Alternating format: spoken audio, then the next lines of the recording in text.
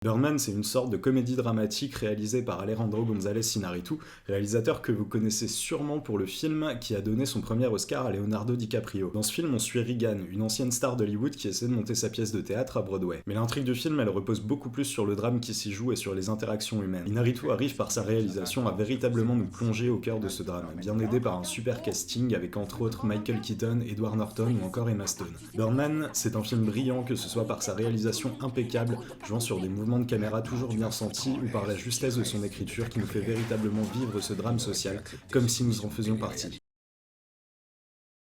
C'est maintenant avéré, Nicolas Winding Refn est un narcissique pathologique. Mais quand on voit The Neon Demon, on aurait presque tendance à lui pardonner, voire à le justifier. Même s'il n'est pas classé ainsi, ce film fait pour moi partie d'un récent renouveau du cinéma de genre, tout comme Grave de Julia Ducournau un an plus tard. C'est un film qui parle de beauté et d'ego, et la beauté, comme toujours avec Winding Refn, on la retrouve dans l'esthétique du film, avec son habituelle gestion bien à lui de la lumière qui a fait fuir plus d'un épileptique. C'est un film qui parle des gens qui naissent beaux et de ceux qui veulent le devenir, des effets de la beauté sur notre ego et de la perte de l'innocence. C'est beau, c'est terrible, ça marche et vous devez le voir. Le premier des 3 films français est le seul film d'animation de cette liste. Avril et le monde truqué, c'est tout ce qu'on aime dans le cinéma d'animation français. De l'animation pour enfants et pour adultes, qui fonctionne très bien, notamment grâce à un casting de doublage incroyable composé entre autres de Marion Cotillard, Philippe Catherine ou Jean Rochefort. Une sorte de film de réécriture historique dystopique qui nous encourage à remettre en question notre interprétation émotionnelle de l'histoire et du monde dans lequel nous vivons. Alors lâchez la Reine des Neiges et regardez Avril et le monde truqué. Film de circonstance. Dernier train pour Busan, c'est l'histoire d'un virus qui se répand en Corée du Sud. Et la seule chance de survie pour les passagers d'un train, c'est de tenir jusqu'à l'arrivée de ce train en gare de Busan. C'est le scénario typique d'un film de zombies et d'un bon gros film de merde, oui mais non. Parce qu'il s'agit d'un film sud-coréen réalisé par Yeong Sang-ho, et si la richesse du film ne repose pas sur son scénario, ce dernier est tiré vers le haut par une formidable maîtrise du rythme et de la mise en scène du réalisateur dont on sent très bien qu'il vient à la base du cinéma d'animation.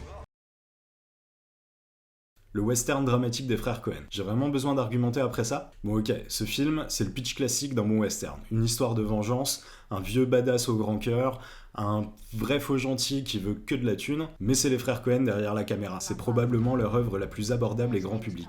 Les frangins allant même jusqu'à nous offrir des émotions, chose assez rare dans leur cinéma, habituellement très froid et sobre. Si le film prend parfois son temps, ça en vaut vraiment la peine. Alors surtout, ne faites pas l'erreur d'arrêter le film au bout d'1 heure. Attention, double avertissement. Déjà, si vous avez moins de 18 ans, passez tout de suite au film suivant. Ensuite, Love, c'est un drame romantique réalisé par Gaspard Noé. Donc on va pas se mentir, c'est pas le film le plus consensuel de cette sélection. Et j'adore Love. Si on y retrouve tous les travers de Gaspard Noé, tout ce qui fait qu'il est autant détesté, on y retrouve aussi un vrai drame derrière cette couverture de scènes de cul filmées de la manière la plus crue possible. Une vraie histoire qu'on a envie de suivre et qui nous prend aux tripes. On retrouve au casting un très bon Karl Glusman, déjà présent au casting de The Neon Demon. C'est un film qui va pas faire l'unanimité, c'est sûr, mais je m'attends autant à recevoir vos messages d'insultes dès la première scène que vos messages de remerciements à la fin. Mais je le répète, ce film n'est pas interdit aux moins de 18 ans pour rien.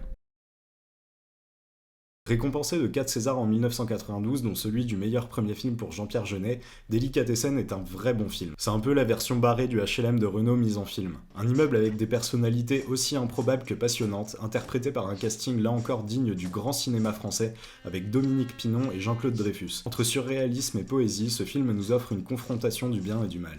C'est un film avec lequel on rit, on pleure, on frémit, bref, c'est un chef-d'œuvre du cinéma français. Pas étonnant quand on sait la carrière que le réalisateur aura ensuite.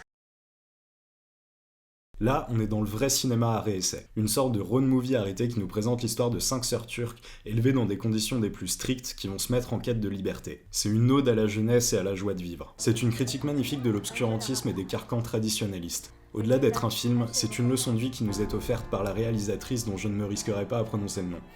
Si certains films présentés plus tôt se distinguent bien plus par leur esthétique et leur mise en scène que par leur écriture, ce n'est pas le cas de Mustang.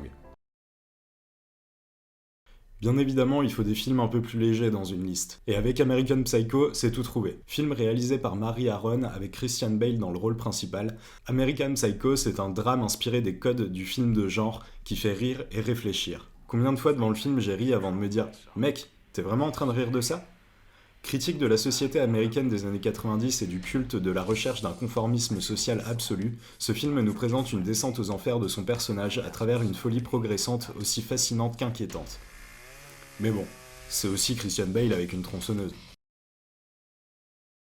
Et je pouvais pas choisir un 10e film. Je pouvais pas parce que le confinement c'est aussi l'occasion d'acquérir ou de réviser ces classiques. Donc je voulais juste vous rappeler que sur Netflix vous pouvez trouver une grande partie de la filmo de Scorsese, la majorité de la filmo de Quentin Tarantino et la trilogie Cornetto d'Edgar Wright.